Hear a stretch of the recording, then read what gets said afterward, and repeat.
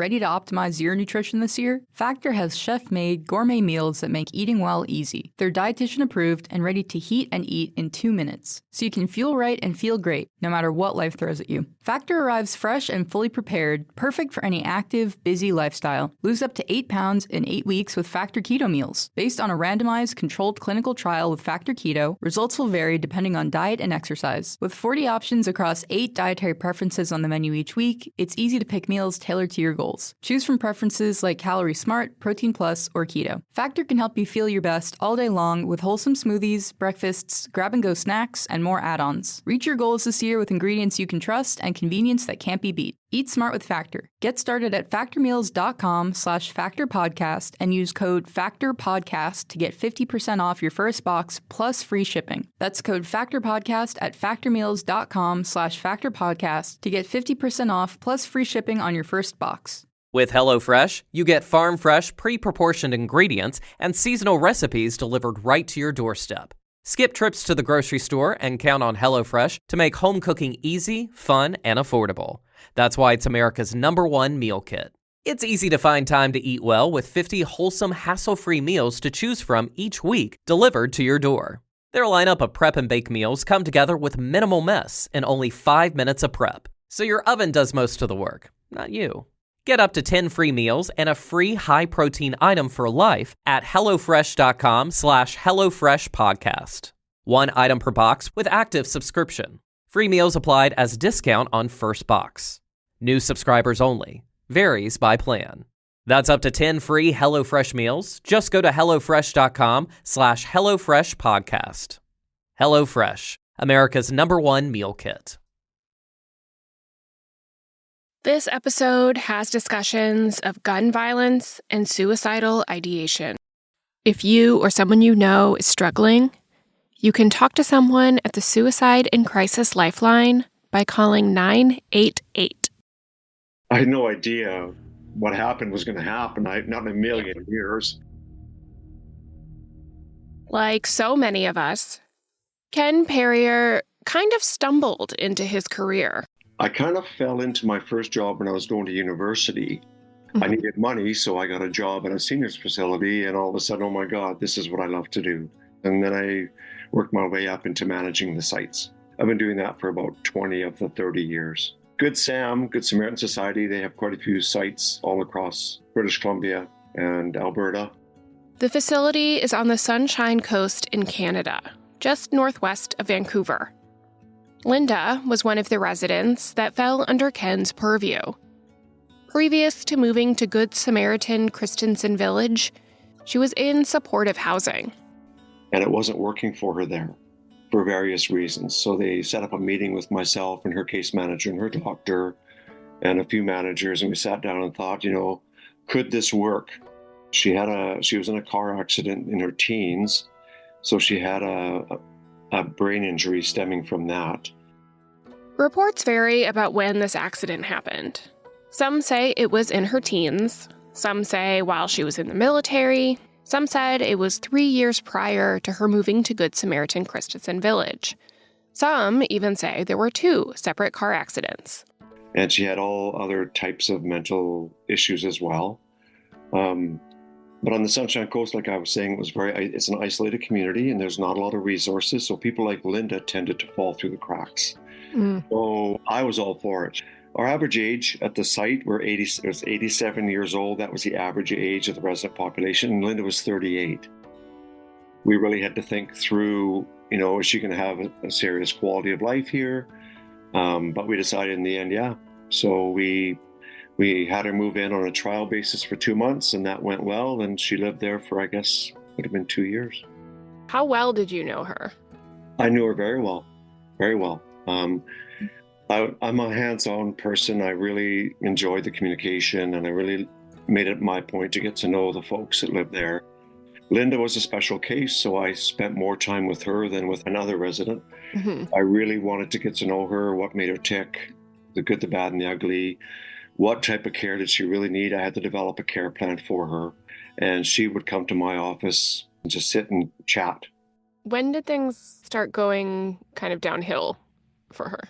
After the first year or so, she started to develop tendencies. And I think it was because she was kind of she was figuring the place out. And she kind of thought to herself, geez, I got a really good thing going here. She was very intelligent.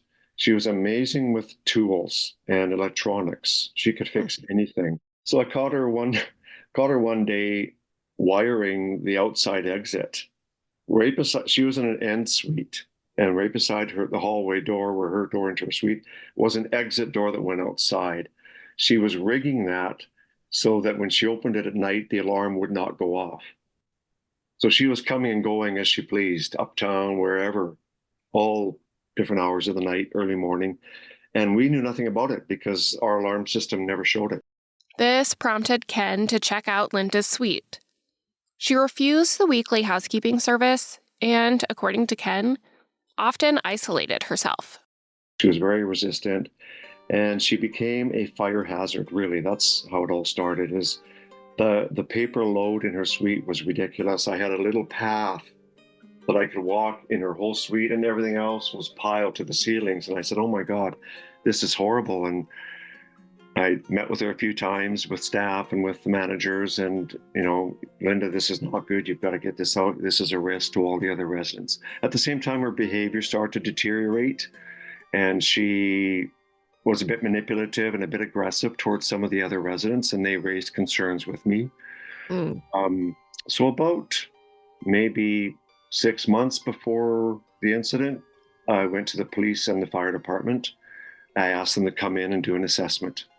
So the fire department did, and they said, this is not going to work. This person has to decrease this load by about 60%. And What was it? What were the paper? What was it? Hundreds of boxes, hundreds of piles of papers, all kinds of tools, everything that you would find in the largest garage in the world that a handyman would like. That's what her suite was like. And her suite was just a kitchen, living room, bathroom, one bedroom. It was about 480 square feet. It wasn't big. In her bedroom, I could barely even get in. Kenn tried to work with Linda to declutter her suite, but she was unwilling to get rid of anything. She wasn't compliant in any way. So after, maybe 2 months before the incident, I started setting meetings up with her doctor, with her case manager, saying this isn't going to work. So in the end, we decided that she had to move. So we got social work involved at that point, and we even had a meeting. This happened March 31st, 2009. So we had a large meeting up at Seashell on March 17th with her case manager, her doctor, all of us managers, the coastal authority managers, and came up with a plan that we had to evict her by the end of the month. Eviction is a very callous way to describe what was going on. Linda had a team of people trying to figure out what the best next step would be for her. Yeah, there was a supportive housing unit that Pat had figured out for her. There was some place for her to go, and he was going to see what she was safe, because that was a big thing for us. Was we can't just kick out a person onto the street, and oh my God, you can't do that. That's not right. So we had responsibilities that way, and so that's why social workers and her doctor was very involved, and I was worried for her. I was worried for her safety, and I knew I know about her vulnerability, and I let Linda know as soon as we made a decision that, Linda, you have to go. This is what's going to happen on the 31st of March, 4 p.m. This is what I'll be doing. This is who's going to be with me. Here's what's going to happen. Once that time arrives, the social worker is going to come and guide you out, and et cetera, et cetera. I went in every 2 days and gave her a letter and set it on her countertop.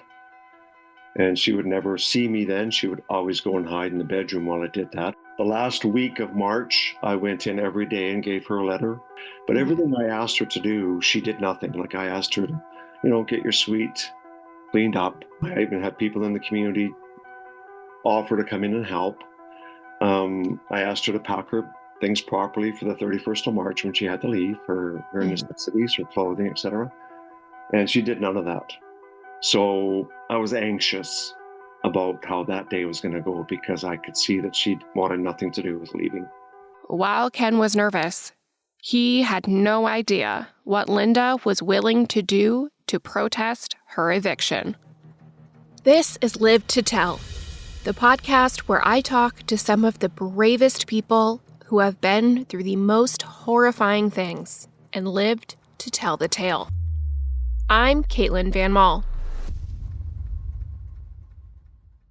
So I got to work that day, March 31st. First thing I did was I had another memo ready to take down to Linda's suite, that this was the day that you had to leave at 4 p.m. So I walked down to her suite and her lock was changed.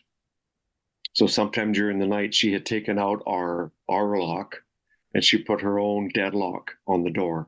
Anyway, so I saw that. I went back and got Harry, who was our maintenance man. We went down and Harry bored a hole directly through the deadbolt into the room. So the door was always open about 2 inches. I went in the room. I said, Linda, I had to bore a hole through the lock you put on last night. Here's the memo. It's on your counter.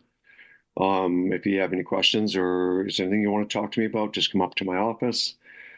And so all day I was just doing my job, but I was unsettled. There was just this hush over the whole place. At some time during the day, Linda walked through the whole site. Every hallway, she walked and she held her walker in front of her and she walked using her feet because she could walk normally, but she never did. The staff came to me right away and said, you know what, we just saw Linda. She's walking around and she shaved her head. She has a camouflaged bandana around her scalp and she's dressed in fatigues. At 4 o'clock, Kenn, Harry the maintenance man, Pat the social worker, and Liz the other manager went down to Linda's room. I took the lead because I was the manager there in that part of the building. We walked down to Linda's suite, down the hallway. She's at the very end, like I said, an end suite. The door was open about 2 inches. And I grabbed the door and I knocked and I said, Linda, it's Kenn here. And then she said, hang on, Kenn, hang on, just a second. And her voice was coming from directly behind the door. So I think she was looking at me through the eye hole. And then she would have saw behind me Liz and Pat. They were leaning against the wall behind me and I was knocking on the door. Harry was to my direct right side. So I stood there and I waited and I could hear her crying. I think about 45 seconds went by and she said, okay, Kenn, come on in. After they had drilled through her lock, the door wouldn't shut fully, so Kenn could just push it open. I saw a glimpse of her. She was about 12 feet away, right at the kitchen counter, holding a 30-06 British rifle at her hip. She wasn't aiming it, it was at her hip. And I opened the door and she shot. I mean, it happens so quickly. You can't believe it, how quickly that happens. In the video, There's a video. Have you seen the video? I knew that there was one. I don't think I've seen it. Yeah. She had a cardboard box to her left with a camcorder and a hole cut out, and she videotaped the whole thing. So when I saw the videotape, I saw how fast it all happened, how I opened the door and then boom, I went like this and I turned. To me, it was slow motion. Mm-hmm. She shot and I turned around to face Liz and Pat, and they were both covered in blood. And there was blood all over the wall. There was blood all over the ceiling. And Liz was on the phone already to Bruce, the recreation guy, and to 911. And Pat had run out of the exit door already. And then he came back and dragged Liz out. And I was standing there. And Harry grabbed my left arm and said, come on, let's go. So we started going up the hallway. And it was about a 40-foot long hallway with, I think, 4 suites on each side. And so we walked about 20 feet maybe, and I couldn't go anymore. I said, Harry, I'm going to throw up. And I just went down on my haunches, on my feet on my haunches, and I leaned against a door. And I was just trying to understand what was going on. I lifted my arm up, and the bullet went through my arm. So it shot out your funny bone nerve, your ulnar nerve, that was shot out. And the bullet went through my arm through my stomach and lodged in the muscle tissue in my back. Mm. So I was looking at my arm, and all the nerves and everything were just hanging down, and I could see the bone. And I was looking, and I was thinking to myself, I don't know if I'm going to make it through this. And I turned, and there was Linda. She'd walked about 5 feet out her suite. She had her rifle. She aimed it this time at my head, and she shot. And her gun jammed. And then she was like trying to unjam the bullet from her gun. She had the gun pointed down. She was trying to get the bullet out, get another one in. So I stood up and I turned around and I reached into my right pocket and I grabbed my keys and I opened 109. And I went inside suite 109, closed the door and I locked it. And I stood there against the wall in the kitchen, and Dorothy, who lived there, 90-year-old lady, comes up to me with her eyes like as big as saucers. She's looking at me, and I said, Dorothy, I'm sorry. Dorothy, I need a glass of water. Can you please get me a glass of water? So she was screaming and she ran to get water. And then I was thinking, I've got to phone my wife. So I grabbed my cell phone out of my left pocket. It was one of those flip phones, and I phoned Michelle at home, and she didn't answer. So I left a long goodbye message to Michelle. And then I thought, oh my God, she has the kids at piano lessons in West Sechelt. So then I phoned her cell number, and she answered. And I said, Michelle, I've been shot. Please come to my work. And I hung the phone up, and I threw the phone across the floor, and I laid down on the kitchen floor. I thought I was going to die. I didn't think I was going to make it out of there. I was looking down at myself thinking, I'm not going to survive this.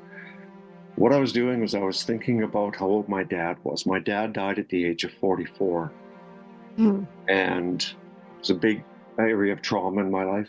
So I was trying to think how much longer I had lived than he did, because that was a big deal to me.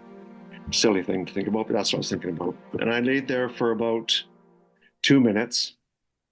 Dorothy came with a glass of water and stood over top of me. And she was shaking. And I said, Dorothy, just pour it on my face. So she poured the glass of water all over my head. And I was soaked and I was sweating and there was blood everywhere. And there was about an inch of blood all over the kitchen floor. Well, I know I lost 8 pints of blood. Someone Kenn's size has about 12 to 14 pints of blood in their body. The door opened and Joanne, the rec girl, walked in and looked at me. And then a whole bunch of other people came in, all kinds of people, all my staff. They all started helping. Harry went in. Harry kneeled over me and he was trying to wrap my right arm. And I remember hitting he had jeans on. I was using my left hand. I was hitting his butt and I was screaming because of the pain. Although, Caitlin, I don't remember any pain. I have no memory of any pain, but I was doing that. His ass was covered, soaked in blood through his jeans from me doing that. An LPN was sitting beside him, holding my hand, talking to me about my kids and trying to instruct me about how to breathe properly, because I kept saying, Sarah, I can't breathe. I can't get a breath of air in. I can't breathe. My lungs, I can't get. And she was saying, relax. Close your eyes, think of your son. She was trying to go through breathing exercises with me, and I was trying to calm down. But breathing exercises were only going to do so much. Kenn needed a doctor, preferably one with gunshot wound experience. And then a doctor burst in, Dr. Sparrow. A block from where our site is the Gibson's Medical Clinic. And Dr. Sparrow was getting ready to go home. And he heard, oh my God, all this commotion, someone's been shot. And so he ran from the clinic to the site. And he had just gotten back from South Africa the week before, where he'd spent 3 months studying gunshot wounds. It's like, wow, things are meant to happen a certain way. Like what a miracle. And he ran in and right away saw me, saw the situation. The ambulance attendants would not come in the building. We're all outside on the road.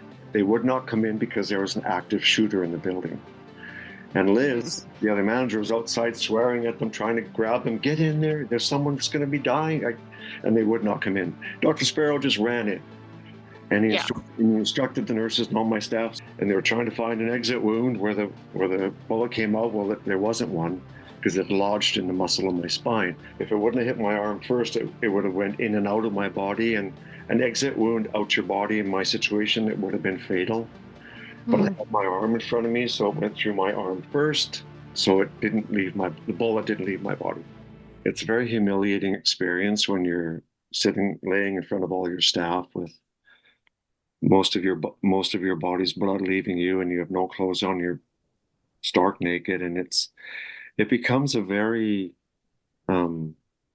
you lose your humility as a person when this kind of thing happens, and you just have to say whatever. I didn't know my fate. I didn't think I was going to make it, and I passed out, and I was on a stretcher on a gurney in the hallway outside 109, and I remember being covered up with a really soft, warm blanket, and I felt wonderful. I felt amazing. I felt cozy and peaceful, and I was like, oh my God, I'm not going to die. I'm going to make it through. And then I passed out again.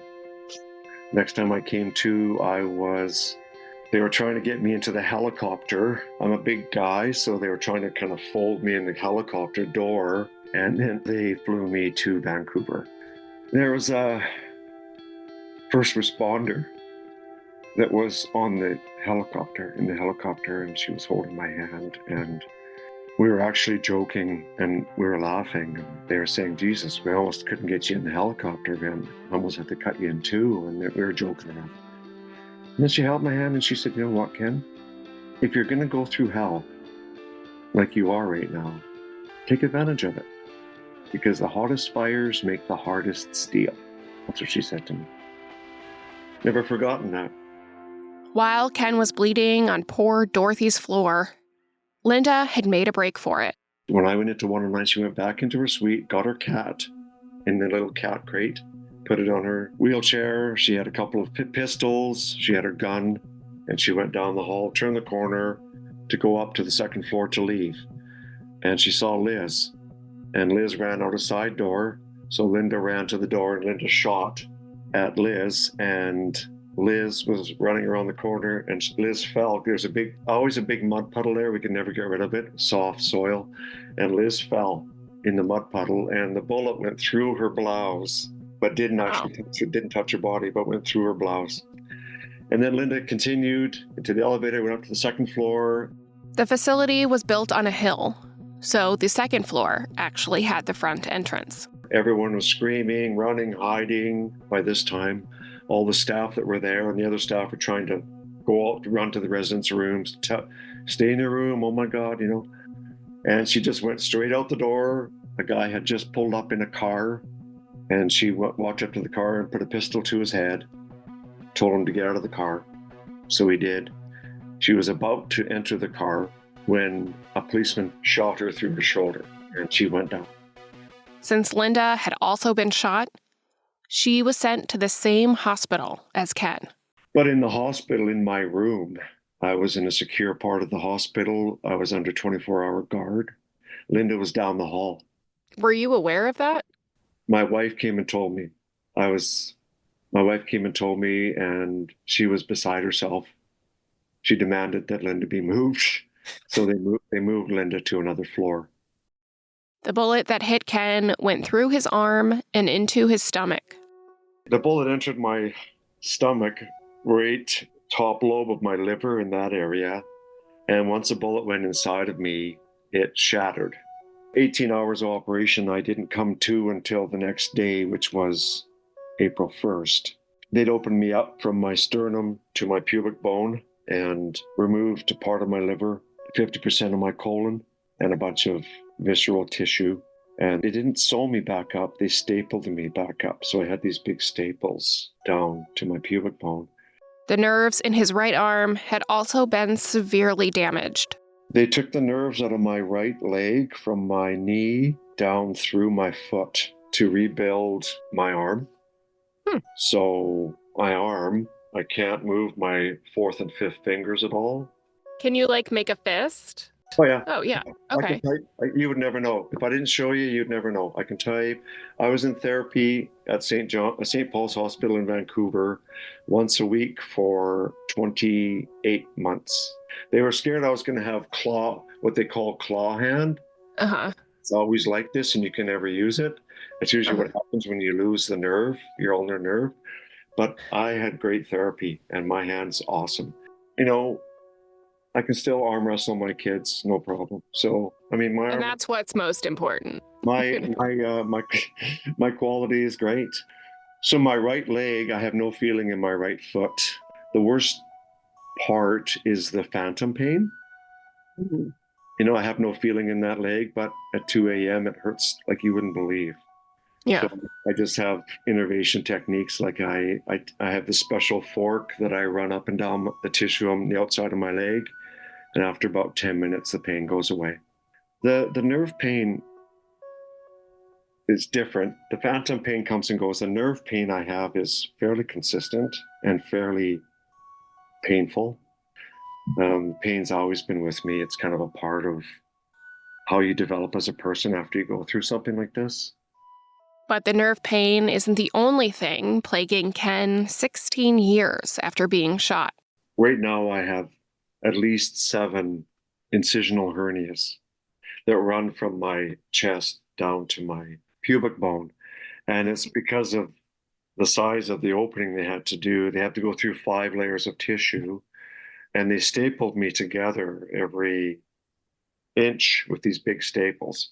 So it never really closed, Mm. tightly, and I could always see inside. And then when it healed over, it was okay for a few years, but now it's going to be 16 years, and I have all these hernias. So they have to reopen me from my sternum to my pubic bone sometime this year and reclose me properly. It's going to be a month of rehab. I would say that's a nasty part of having to go through this, is that it still hasn't left me. We'll be right back. After Linda was arrested in the parking lot, police searched her room. But given that no one knew exactly what she had in there, they took extra safety precautions. They actually sent a robotic machine into the room to videotape, take pictures before any human entered the suite. They were scared there was bombs in there. Right. She had propane tanks in there. They were scared there was booby traps or wires. It was reported that they found 2 rifles, a handgun, ammunition, 2 knives, a pellet gun, a slingshot, an ice pick, 2 bows with arrows, dog spray, and a hatchet. Linda was charged with 3 counts of attempted murder with a firearm and 1 count of robbery for stealing the car. She had a choice of trial by jury or trial by judge alone. She chose just a judge. I wanted nothing to do with it, Caitlin. Like, honestly, I wanted nothing to do with the trial. It's not something I felt comfortable in at all. I mean, I had been through a life and death situation. The last thing I wanted to do was sit in a public forum. I'm an introvert. I wanted nothing to do with it. They called me to the stand for 2 days. So I was on the stand 2 full days, basically spending the time answering questions from the defense lawyer, from her lawyer. And I can say this honestly, it was way worse than getting shot. I'd probably rather get shot again than have to sit in that jury chair and listen to that. I guess he calls himself a lawyer, ask me these ridiculous questions for 2 days.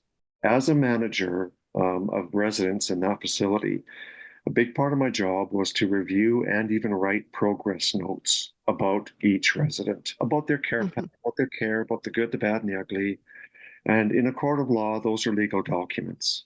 Now, usually my staff, say Brenda would look after Linda, Brenda would record her progress notes before shift ended about care for Linda that day.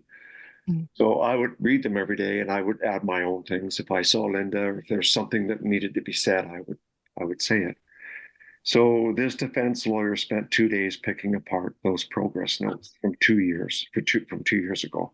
So I had to sit and answer questions from my memory but all these ridiculous, non-relevant things about Linda. He was trying to, I believe, make me look like an inept manager and make her look like a star resident who Hmm. didn't do anything wrong, and that I had something against her, and she was young, so I didn't like that, and all these things. Anyways, when I went to court, I was, I felt like I had to defend myself. I felt like Hmm. I was guilty of something and had to prove my innocence. The first day I was there, she was there, sitting about 4 feet from me. But at one point, and this is a significant thing, like at one point during the questioning period, he got up, the defense lawyer got up and said, "This looks like, here's the exhibit, whatever, here's the gun, it was the rifle, 30-06 sitting there." He goes, "This is the rifle that Linda used that day. Ken, is this your rifle?" And I said, "No, it's not my rifle." And he said, "Oh, Linda says that you gave her this rifle. You gifted it to her." And I went, "No, I did not. I've not seen that rifle until March 31st, 2009, and I'm looking at it again today." So that's the kind of stuff that she was saying to people. Like, that's the kind of stuff that was coming across. What? The manager gave her the rifle that she shot him with? Like, so then one of her relatives went after me in the foyer. Before the second day, she went to go up to me to, I don't think get physically violent with me, but she was screaming at me, "Why the F would you give her a rifle? Why would..." And right away, I just stood there. Right away, all of my people, I had lots of people around, they all came in and separated, and I was ushered away. And I felt like I was guilty of something. I felt like I was the bad guy that had to defend my own innocence. It's completely ass backwards. And it was a horrible experience. Linda was sentenced to 7 years. What was your reaction to her sentence?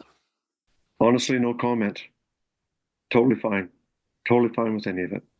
I have no thoughts or judgments on how long she got, what she's doing, where she's at, what they decided in the end. It doesn't matter to me, Caitlin. It didn't then, it doesn't now. I forgave Linda a long time ago. I forgave her before we went to court. Honestly, I understood a bit why she did that. And I know that there's a lot of good things in that girl. And I know that she's very vulnerable. And I know that she suffers a lot. Hmm. So if it wouldn't have been me, it would have been someone else. She just, I look at it as almost being impersonal. She chose me because I was the boss. She chose me because I was the leader. I was the guy that was coming to kick her out. I know that she'll be under the guise of mental health for the rest of her life. So she'll never truly be free. She'll Mhm. always be under their umbrella, whether it's in supportive housing or halfway house or wherever. So that makes me feel stable. It makes me feel good to know that she's going to be receiving continuing care.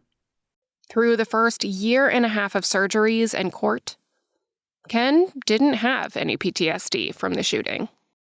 After I was healed physically, which took about 20 months, I had no PTSD. I had nothing, no worries. I'm 100% fine. I have all these physical issues, but thank God I'm alive and I get through this and it'll be great. Well, after I physically healed, then the PTSD shows its ugly Mhm. head, and it's way worse than Mm. any physical problem I've ever had. And no one tells you that. So I had no support. I had nobody that I could go to, no groups I could relate to, no one that I could go to say, "Hey, what's this PTSD really like?" And so Valerie was great, my psychiatrist. I saw her daily for a month. I saw her twice a week for 6 months. And I saw her weekly for 3 years after that. Mhm. Even when I moved to Penticton, I still would travel back to Vancouver to see her. That's about a 4-hour drive one way. So she was fantastic. Valerie saved my life, I don't know how many times. I wanted to give up many times, and she wouldn't let me. Were you ever suicidal? Yeah.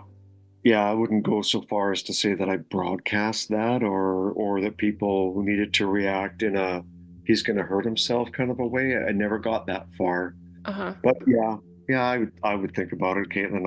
Absolutely, I would think about it and think, is this worth it? Sometimes there were Mm. some hard days, and I spoke about it honestly to Valerie. She said those are natural thoughts, almost. Hmm. I don't know. I believe that deep inside myself, but because it goes against everything that I believe in, and I'm incapable of it. Like I realized that right away that no matter what happens, that won't be an option. Yeah. But yeah, I thought about it. The thoughts I've always had about this are, in many respects in my life now, I feel like a phantom. Like I feel sometimes like I'm invisible, like a ghost. I feel people don't see me a lot of the time. Hmm. And I never ever felt that way before this happened. And part of me wonders if part of me did leave that day, or part of me wonders if I should have died that day. Because since then, there's been these permeating thoughts of am I really here completely? Because I feel like I'm not. Even that doctor, that Dr. Sparrow, who became my doctor, if he wouldn't have been there that day, I don't know if I would have survived. If Linda would have shot me 1 inch higher, if I wouldn't have had my arm out in front, there are so many things that have happened that allowed me to live. But I don't think any of those were, I'm not sure how many of those were natural. Psychologically, it really messes with the person when they go through that. I replay in my head Linda aiming the rifle to my head and pulling the trigger. And I just relive that and think, oh my God, there's a reason why I'm not dead. And I, Yeah. I might not know what that is, but there's still roles for me here on this earth, I guess. That's always what I say. And I'm thankful. I feel blessed. I feel gratitude every day that I get to have another day, and I'm 62 now. I've lived almost 18 years longer than my father. And I've been through a lot of stuff, so you just have to feel gratitude and you have to be able to give it back. And Hmm. I give to people. That's always been my job in my life, is to help other people. That's why I love working with seniors. All this time, Kenn is also trying to get back to work. My company was pretty good. They looked after me financially for the first year. When I went back to work, it just got worse and worse. And said, you know what? I can't work today. Something's wrong. I've got to go see someone. I need to leave. I knew that I couldn't function there. And then WorkSafe, who've always been involved. WorkSafe is basically the Canadian workers' comp. It was a work site accident, so WorkSafe was involved from day one. They had their people would come and talk to me, psychologists, etc., work specialists. Do I want to retrain? Do I want to continue my career? Can I work again? Because I was in rough shape. It was full blown PTSD, and I didn't know what was happening except through Valerie. What were they suggesting you do? Go back to work. Go back to work. They were all focused on it's all about money. So they're all focused on closing my really thick case file and getting me back on the street working and being a productive member of society. Now, I wanted that too. I don't want to make this any political at all, but I just knew that, you know what, there are steps to take before I can do this. I mean, I love my job. I had no problem with working, but I couldn't even get out of bed. I mean, I couldn't even sleep. And I was termed unable to work at the Christensen Village site because of the recurring elevators through PTSD. Hmm. I'd go back there and, oh my God, my PTSD would spike. And so I went to the Penticton site. So I moved there in 2012. Penticton is almost 300 miles from the Sunshine Coast where Kenn had been living. So this was no small move. I struggled when I went to Penticton. I struggled for years at my job there, same job, and I struggled because of the PTSD. And I knew that, and it was 2018. So this is 9 years later, and I couldn't work at the Penticton site. I couldn't work at all. I just said, you know what, this isn't working. And I started looking at treatment places. And I found a place called CBI in Vancouver, and that's actually where I went for that 8-month course. So it was called ROPT, Resilience Over Pain and Trauma. And it was amazing. So you go through the courses about everything that happened to you, but the piece that I focused on that was great was the pain, because I took a whole course on pain. It was about a 4-week course, 3 hours a day, and it was fantastic. The things I learned and the skills you receive, and the people in the care industry that look after people like me are just so outstanding. What kind of stuff did you learn? I learned how to manage my PTSD, to understand how my life is different, what has happened, what it's going to be like, and how to live with yourself, how to live with grace and harmony, how to be empathetic, how to find joy, how to sit down in a restaurant with your back to somebody, because I could never do that. I was always on guard. How to live with a siren going by you, how to hear an ambulance properly. I mean, there's all these triggers that just send you spinning, and as a person, you lose your confidence, you lose your will. Sometimes you lose who you are. When you are struggling mental health wise, do you have coping mechanisms or things you do to help yourself? Mm-hmm. Yeah, long list. I have to manage my PTSD every day. So what I do is I rise early. I go through a physical routine, because a physical routine always helps you emotionally and mentally. So I go through a big stretching routine. I go through a meditation sequence. Then I usually do something physical, like there's a lake across the street. I walk around. Good for your body, good for your mind, good for your soul. I have strategies that I employ if I'm not doing well and I think I can't get out of it. First of all, I start by doing a sequence of breathing exercises. If I can't get out of that, then I go to one of my happy places. Like, there are about 5 things I love in life, and so I focus on one of those 5 things. The most important thing for me is to be present in my life, in the now, and mindful of what I'm doing, and most importantly, mindful of how I'm reacting to things. If I have a handle on all those, my days can be amazing. I naturally strive for that every day, and I naturally expect I'm going to live that way every day because I think I deserve it. If it's not good, if it continues to be rough, I go to Michelle, my wife, and my mother by phone, because she lives far away from where I do. But there are some days where I just have to go into my room, turn the lights off, close the door, and lay down in bed. That's that. Yeah. Have a good cry or fall asleep or accept the fact that I'm super depressed today and whatever. But you know what? I have way more good days than those bad days. And a large part of that I owe to being shot. In a funny way, that's kind of how I think. I think I'm more open and stronger now, and yet more vulnerable than I ever have been before that. It's all part of the journey, and I honestly, more good things came out of this than bad. You know, you're not meant to face death in the middle of your life and understand it, especially, and it really messes you up. It really messes your mind up, and it took me a long time to become friends with death and to understand what I was faced with that day and how lucky I am and how much trauma I really went through. And I'm proud of my vulnerability. And I'm proud that I can be empathetic and that I can stay in the moment and value my interactions and experiences with everybody else around me. And those are all the good things that came out of that I wouldn't necessarily have grown that way had this not happened. This is Live to Tell. I'm Caitlin Van Mall. You can follow the show on Instagram and TikTok at Live to Tell Podcast. If you enjoyed today's episode, please rate, review, and subscribe. It really helps the show. I'll see you in 2 weeks.